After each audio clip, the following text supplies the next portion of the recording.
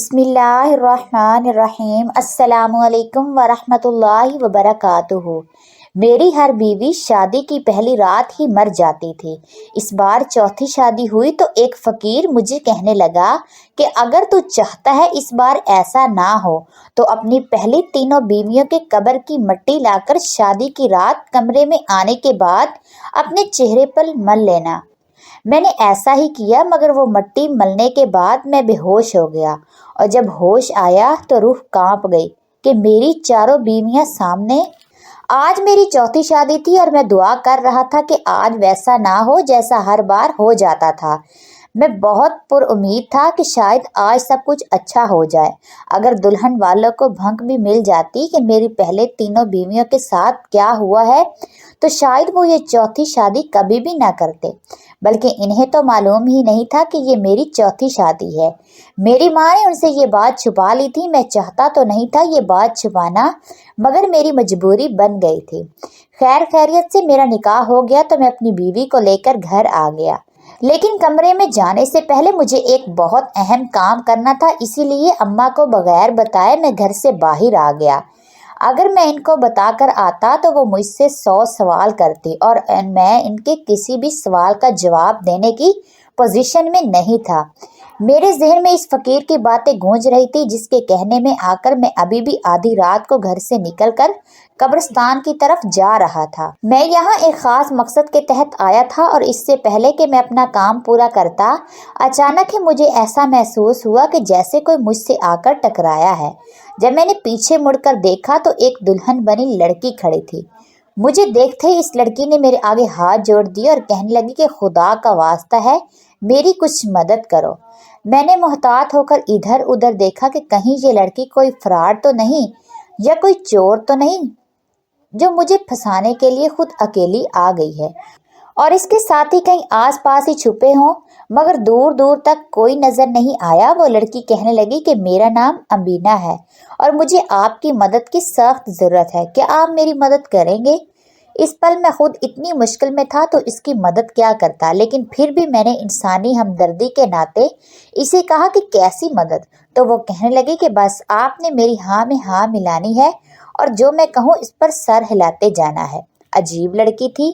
ابھی میں اس کے بارے میں یہ سوچ ہی رہا تھا کہ اسی وقت ہنگامے کی آواز آئی اور کافی لوگ قبرستان کے گیٹ کے اندر آتے نظر آئے۔ وہ لڑکی سرگوشی کے انداز میں کہنے لگی، یہ سب میرے گھر والے ہیں، میں ان سے جو بھی کہوں گی آپ نے کچھ بھی نہیں بتانا، صرف میری ہاں میں ہاں ملانی ہے۔ آپ وعدہ کر چکے ہیں؟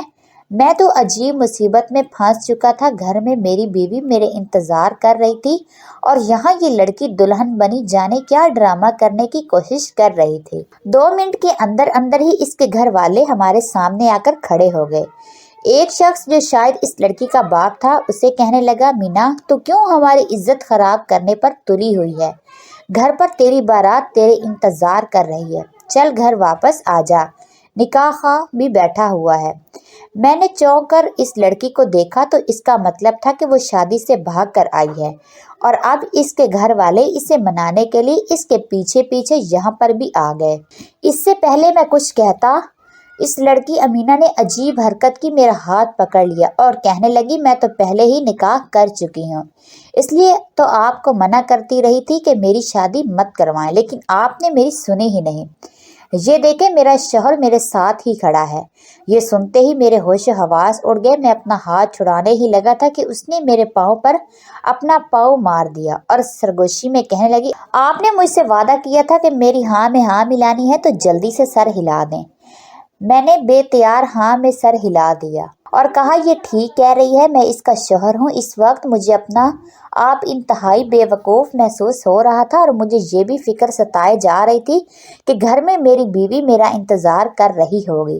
اس کے گھر والے کافی غصے میں دکھائی دے رہے تھے۔ وہ ہم دونوں کو مارنے کے لیے جیسے ہی آگے بڑھے، وہ لڑکی تن کر میرے آگے کھڑی ہو گئی اور کہنے لگی، اگر آپ لوگوں نے میرے شوہر کو یا مجھے نقصان پہنچانے کی کوشش کی تو میں پولیس کو کمپلین کر دوں گی۔ میں تو اس لڑکی کو دیکھ کر غش کھانے ہونے والا تھا کہ اتنی ہمت اور ڈٹائی تو میں نے آج تک کسی میں نہیں دیکھی۔ کچھ دیر تک اور اس کے گھر والے بحث کرتے رہے۔ میں اس کی ہر بات پر سر ہلا کر ہاں کہتا تھا، جیسا کہ میں وعدہ کر چکا تھا۔ थोड़ी देर के बाद इसके घर वाले वापस चले गए तो हम दोनों ने सुकून का सांस लिया। उनके जाने के बाद वो वहीं मिट्टी पर ही गहरे सांस लेती हुई बैठ गई और मैंने सोचा शुक्र है जान छूटी। लेकिन जान कहाँ छूटी थी, वो लड़की अब मुझे जबरदस्ती अपनी कहानी सुना रही थी। कहने लगी मैं दुल्हन बनी थी और कुछ ही देर में मेरी बारात भी आने वाली थी, लेकिन ये कोई नहीं जानता था कि मैं ये शादी करने के लिए तैयार नहीं थी और घर से भागने ही वाली थी। ये शादी मेरी मर्जी के खिलाफ हो रही थी और मैंने अपने बाप और सुतीली माँ को बहुत मना किया था कि वो ये शादी हरगिज भी मत करवाएं, मगर दुल्हा चूंकि सुतीली माँ का भाई था तो वो यही चाहती थी कि मेरी शादी इसके भाई से हो जाए और मुझे वो शख्स हरगिज भी पसंद नहीं था। वो नशा भी करता था और इसके पहले भी 2 बीवियां इससे तलाक ले चुकी थी। ऐसे में अब मेरी सुतीली माँ मुझसे जान छुड़ाने के लिए मुझे कुर्बानी का बकरा बनाना चाह रही थी और मैं इतनी बेवकूफ़ हरगिज नहीं थी कि अपनी ज़िंदगी बर्बाद कर लेती। क्योंकि इनको पता था कि मैं शादी के लिए तैयार नहीं हूँ, इसलिए इन्होंने मुझ पर कड़ी निगाहें रखी कि मैं घर से बाहर कदम भी ना निकाल सकूं। मगर आज चूंकि बारात का दिन था तो मेरे बाबा और वो सुतीली माँ दोनों ही थोड़े से बेफिक्र थे कि आज तो मेरी रुखसती हो ही जाएगी। जबकि मैं मुकम्मल प्लान बना चुकी थी कि मुझे क्या करना है, तो थोड़ी ही देर में मेरी दोस्त अंदर आ गई। प्लान के मुताबिक मुझे पहले कपड़े बदलने थे और फिर घर से भागना था। लेकिन इसी वक्त मेरी सुतीली माँ कमरे में आ गई और कहने लगी कि बारात भी आ गई है और मौलवी साहब भी, जल्दी से बाहर आ जाओ। वो तो मुझे अपने साथ ही लेकर जाने पर तुली हुई थी, मगर मेरी दोस्त ने इन्हें कमरे से बहाने बनाकर बाहर भेज दिया और मुझे कहने लगी अब तुम्हें इसी हाल में निकलना होगा। इसलिए मैंने खिड़की से छलांग लगाई और घर की पिछली तरफ भागी। इसी दौरान मुझे इन लोगों ने देख लिया और वो सभी मेरे पीछे भागने लगे।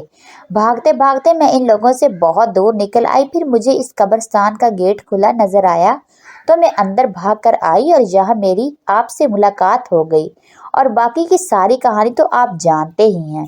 मैंने इसे कहा कि अब तुम कहाँ पर जाओगी, तो कहने लगी सोच रही हूँ अपनी किसी दोस्त के घर ही चली जाऊँ। फिर वो मुझसे पूछने लगी कि मैं यहाँ रात गए इस पहर कब्रिस्तान में क्या करने आया हूँ, और मैं घबरा गया कि मैं इसकी क्या बात का जवाब दूं कि मैं यहाँ पर अपनी मरी हुई 3 बीवियों की कब्र की मिट्टी इकट्ठी करने आया हूँ। अगर ऐसा कहता तो वो हरगिज भी मुझ पर यकीन ना करती, मुझे कोई पागल समझती। इसलिए मैंने चुप रहना ही बेहतर समझा और इसे कहा कि अब तुम्हें जाना चाहिए, रात काफ़ी हो गई है। इसके जाने के बाद मैंने जल्दी से अपनी पहली, दूसरी और तीसरी बीवी की कब्र से थोड़ी थोड़ी सी मिट्टी उठाई और घर की तरफ चल दिया। मैं जानता था कि मैं ये काम जो करने जा रहा हूँ बहुत ही अजीबो गरीब है, लेकिन मेरे पास इसके अलावा और कोई हल भी नहीं था, क्योंकि मुझे फकीर ने यही कहा था कि अगर मैं नहीं चाहता कि मेरी ये चौथी बीवी भी शादी की पहली रात ही मर जाए तो मुझे ये काम करना होगा कि अपनी मरी हुई पहली तीनों बीवियों की कब्र की मिट्टी इकट्ठी करके कमरे में जाते अपने चेहरे पर मल लेनी है। मैं पहले ही इस लड़की की वजह से बहुत लेट हो गया था और मजीद इस काम में ताखीर नहीं करना चाहता था, इसलिए जल्दी से गाड़ी स्टार्ट की और घर आ गया। अम्मा भी शायद सो गई थी। मैं भागते हुए अपने कमरे में गया तो जाकर देखा कि मेरा इंतज़ार करते हुए मेरी बीवी वही बेड पर टेक लगाए सो चुकी थी। जाने में ठीक करने जा रहा था या नहीं, क्योंकि मैं हरगिज नहीं चाहता था कि मेरी बीवी शादी की पहली रात ही मर जाए। ऐसा पहले मेरे साथ 3 बार हो चुका था। मैं अपने वालिदैन की इकलौती औलाद था। मेरे बाद मेरी अम्मा कई बार उम्मीद से हुई, लेकिन मेरा कोई भी बहन भाई बच नहीं पाया। सब कहते थे कि शायद मेरी माँ को नज़र लगी है या किसी के हसद की वजह से ऐसा होता है, क्योंकि मेरी अम्मी और अब्बा एक परफेक्ट फैमिली थे और अब्बा मेरी अम्मी से बहुत प्यार करते थे। सारे खानदान की मुखालफत मोल लेकर इन्होंने अम्मी से शादी की थी और खानदान में कई लोग ऐसे थे जो मेरी अम्मा को पसंद नहीं करते थे। इसी वजह से कभी कभार मैं भी सोचता था कि शायद रिश्तेदारों की बदनज़र या जादू ही जो हमारे घर कोई खुशी टिकती ही नहीं। मेरी माँ की कोई औलाद भी नहीं बचती थी, मैं जाने कैसे बच गई। इसलिए मेरे माँ बाप ने मुझे बहुत लाड प्यार से पाल कर जवान किया था। मैंने अभी ग्रेजुएशन ही की थी कि इसी वक्त मेरे अब्बा का इंतकाल हो गया। हमें तो कुछ समझ ही नहीं आया था कि अब्बा को क्या हुआ है, क्योंकि अचानक ही इनको दिल का दौरा पड़ा और वो ये दुनिया छोड़कर हमेशा हमेशा के लिए चले गए। अब्बा के चले जाने के बाद हम दोनों माँ बेटे ने ही एक दूसरे को संभाला और कुछ अरसे बाद माँ ने सोचा कि मेरी शादी कर दी जाए। मैं तो किसी लड़की को नहीं पसंद करता था, इसलिए इन्हें कह दिया कि जहाँ आपकी मर्जी हो वहाँ पर मेरी शादी कर दें। अम्मा ने एक बड़ी अच्छी लड़की मेरे लिए पसंद की जो मुझे भी अच्छी लगी और मैंने हाँ कर दी। बड़े चाव से हम नई नवेली दुल्हन को ब्याह कर घर में ले आए थे, लेकिन इससे पहले कि मैं कमरे में जाता अचानक ये चीख पुकार की आवाज़ें सुनाई देने लगी। मैं भागकर अंदर गया तो पता चला कि मेरी बीवी का इंतकाल हो गया है। मेरी शादी की पहली रात है, मेरी बीवी मर चुकी थी। ये खबर ऐसी थी जिसने मुझे झंझोड़ कर रख दिया। किसी को कुछ समझ में नहीं आ रहा था कि ये कैसे हुआ। इसके घर वाले भी इसी वक्त आ गए और वो आकर हमें मोर्दे इल्ज़ाम ठहराने लगे कि हमने इसकी बेटी को कुछ किया है, जबकि हम में से किसी को कुछ पता ही नहीं था कि हुआ क्या है। वो अपनी बेटी को कफन दफन के लिए अपने साथ ही ले गए और हमारा दाखिला ममनू कर दिया कि हम इनके घर में हरगिज भी मत आएं। मैं और अम्मा तो हक्का बक्का ही रह गए थे कि ये क्या हुआ। क्या हम में से किसी को यकीन ही नहीं आ रहा था कि अभी अभी हमारे घर में एक मौत हो गई है, और हुई भी कैसे ये किसी को भी समझ नहीं आ रहा था। अम्मा कहने लगी कि शायद हमारे घर को नजर ही लग गई है, और मुझे भी यही लग रहा था। कुछ अरसे के बाद जब ये मामला थम गया तो अम्मा ने मेरी दूसरी शादी का सोचा। मैंने इन्हें बहुत मना किया, लेकिन अम्मा कहने लगी हो सकता है जो पहले हुआ हो वो आपकी बार ना हो, वो हादसा ही हो। लेकिन दूसरी बार भी ऐसा ही हुआ। जैसे ही मैं कमरे में गया तो मैंने देखा कि मेरी बीवी तो बेड पर सीधी लेटी हुई है। मैंने इसे जाकर हिलाया जुलाया, मगर इसका बाजू बेड से नीचे आ गिरा तो मेरी जान निकल गई कि वो अभी इस दुनिया को छोड़कर जा चुकी थी। मैंने चीख कर अम्मा को बुलाया और वो भी सफेद पड़ गई। मेहमान चे मगोइयाँ करने लगे कि इनकी दूसरी बहू भी शादी की पहली रात ही मर गई है। ये क्या चक्कर है। इस लड़की के घर वालों को मेरी पहली बीवी के बारे में इल्म था कि वो शादी की पहली रात ही मर गई है, लेकिन वो क्या जानते थे कि इनकी अपनी बेटी भी इसका शिकार हो जाएगी। वो भी रोते बलकते हुए आए और अपनी ही बेटी को वापस ले गए। हमें तो इसके तदफैन में भी जाने की इजाज़त नहीं मिली। अम्मा कहने लगी लगता है ये घर हमें रास नहीं है, हम दूसरे घर में शिफ्ट हो गए। 1 साल गुजर गया, मामलात फिर से ठंडे पड़ गए तो माँ ने मेरी तीसरी शादी का सोचा। मैं बहुत बुरी तरह से डरा हुआ था और बार बार मना कर रहा था, लेकिन जाहिर है अकेले भी तो जिंदगी भी तो नहीं गुजार सकता था, इसलिए हाँ कर दी। लेकिन तीसरी बार भी ऐसा ही हुआ। अब तो मैं और मेरी माँ बहुत परेशान हो गए थे। अम्मा किसी तरह भी हार मानने को तैयार ही नहीं थी। इन्होंने वो मोहल्ला ही छोड़ दिया और हम सब कुछ बेच बाज कर दूसरे मोहल्ले में आ गए। यहाँ पर आकर हमें लगा था कि हम अपने हसद रिश्तेदारों की नज़रों से महफूज हो गए हैं और अब हमें कोई नुकसान नहीं पहुँचा सकता। इसलिए फिर से 1 साल गुजर जाने के बाद अम्मा ने मेरी चौथी शादी का इरादा किया और मुझे कहा कि मैं लड़की वालों को हरगिज भी नहीं बताऊंगी कि ये तुम्हारी चौथी शादी है, तुम भी इन्हें कुछ मत बताना। शादी से एक दिन पहले मैं बाजार जा रहा था कि रास्ते में एक फकीर मिला। मुझे देखकर रुक गया और कहने लगा कि अगर तुम नहीं चाहते कि तुम्हारी चौथी बीवी भी शादी की पहली रात ही मर जाए तो तुम एक काम करना। मैंने चौंक कर इससे पूछा कैसा काम बाबा जी। मैं इसकी करामत की वजह से बहुत मुतासिर हो चुका था कि मेरे बगैर बताए ही इसे मेरी परेशानी का पता चल गया तो यकीनन वो बहुत ही कुछ पहुंचा हुआ इंसान होगा। वो मुझे कहने लगा कि तुम ऐसा करना कि अपनी शादी की पहली रात अपनी पहली मरी हुई तीनों बीवियों की कब्र की मट्टी लाकर कमरे में जाते ही अपने चेहरे पर मल लेना। मैंने हैरानी से पूछा कि इससे क्या होगा तो वो फकीर कहने लगा जो भी होगा वो तुझे पता चल जाएगा, लेकिन इतना तो जरूर होगा कि जो सिलसिला चला हुआ है कि तेरी बीवियां शादी की पहली रात ही मर जाती हैं वो रुक जाएगा और ये तेरी बीवी जिंदा रहेगी। इसलिए मैं निकाह के फौरन बाद कब्रिस्तान चला गया था और वहां इस अजीबो गरीब लड़की से मुलाकात हो गई जिसने मेरा काफी वक्त जाया कर दिया और अब आखिरकार मैं अपने कमरे में मौजूद था। इससे पहले मेरी बीवी उठ जाती मैंने जल्दी से इस मिट्टी का लेप अपने चेहरे पर कर लिया, लेकिन उसके बाद एक अजीब मामला हुआ। मैं तो अपने होश हवास ही खोने ही लगा था। मैंने अपने आप को होश में रखने की बहुत कोशिश की, लेकिन इसी वक्त मैं वहीं पर गिरकर बेहोश हो गया। जब मुझे होश आया तो मैंने खुद को अपने कमरे में ही पाया, लेकिन हैरत की बात हुई कि जागते ही मुझे अपने सामने अपनी चारों बीवियां इकट्ठी एक साथ नजर आ रही थी। मैंने बार बार अपनी आंखों को मलकर देखा मगर ये मंजर तब्दील ना हुआ। मैं चीखते हुए कमरे से बाहर आ गया। मेरी माँ हैरानी से पूछने लगी आखिर ऐसा क्या हुआ है, तुम क्यों कमरे से बाहर आ गए हो। मैंने घबराते हुए ने बताया कि कमरे में मेरी चारों बीवियां मौजूद हैं। तो एक लम्हे को अम्मा ने परेशानी से मुझे देखा कि कहीं मेरा दिमाग तो खराब नहीं हो गया, लेकिन मैं जब इन्हें अपने साथ कमरे में लेकर आया तो उस बार वहां पर ऐसा कुछ भी नहीं था। मेरी बीवी आराम से बेड पर सो रही थी। शायद मुझे गलत फहमी हो गई थी।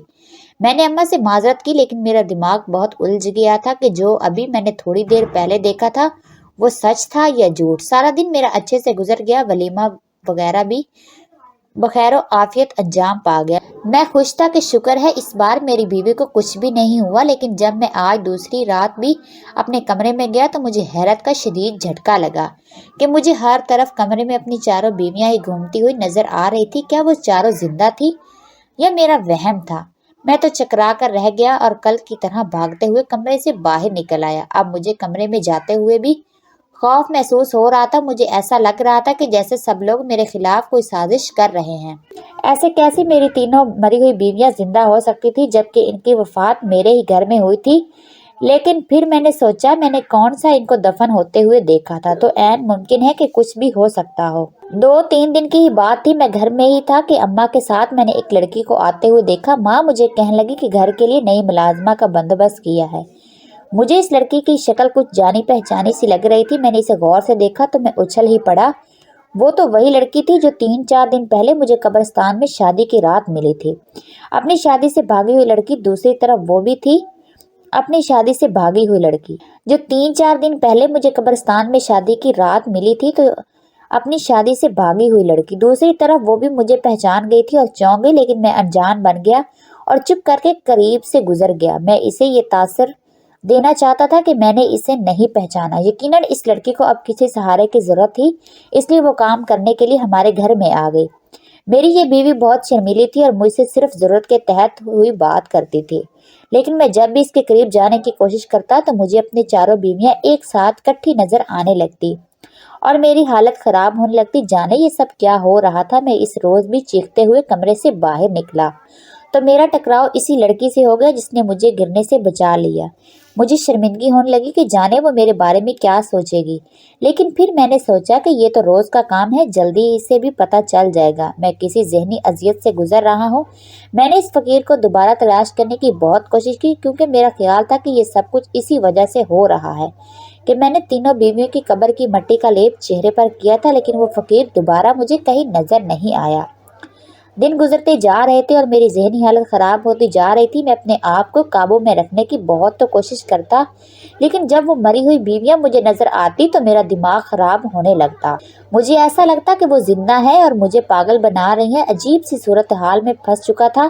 ایک دن جب میں اسے اپنے پاگل پن کی دوائیاں کھا رہا تھا، وہی لڑکی امینہ مجھے کہنے لگی کہ آپ اگر ان سب سے چھٹکارا چاہتے ہیں تو اپنی بیوی کو طلاق دے دے، سب کچھ ٹھیک ہو جائے گا۔ میں نے ناگواری سے اسے دیکھا اور کہا، تم کیا کہہ رہی ہو؟ تمہیں میرے معاملے میں بولنے کا کوئی حق نہیں ہے۔ تو وہ کہنے لگی، آپ کی بیوی آپ کے لیے صحیح نہیں ہے، وہ آپ کو لوٹ رہی ہے۔ میں نے کئی بار گھر کا قیمتی سامان اسے باہر لے کر جاتے ہوئے دیکھا ہے اور آپ کے پرس سے پیسے نکالتے ہوئے بھی، اور مجھے تو یہ بھی لگ رہا ہے کہ وہی آپ کے دماغ کے ساتھ کھیل رہی ہے۔ مجھے آپ کی امی نے آپ کے ماضی کے بارے میں سب کچھ بتا دیا ہے اور میں نے اپنے طور پر جو بھی معاملات کروائے اس کا خلاصہ یہی تھا کہ آپ کی پہلی تینوں بیویاں واقعی میں جادو کی وجہ سے ہی وفات پا چکی تھی، کیونکہ آپ کے رشتہ دار آپ کو خوش نہیں دیکھنا چاہتے تھے۔ لیکن یہ آپ کی چوتھی بیوی ایک ڈھونگ اور فراڈ کے سوا کچھ بھی نہیں ہے۔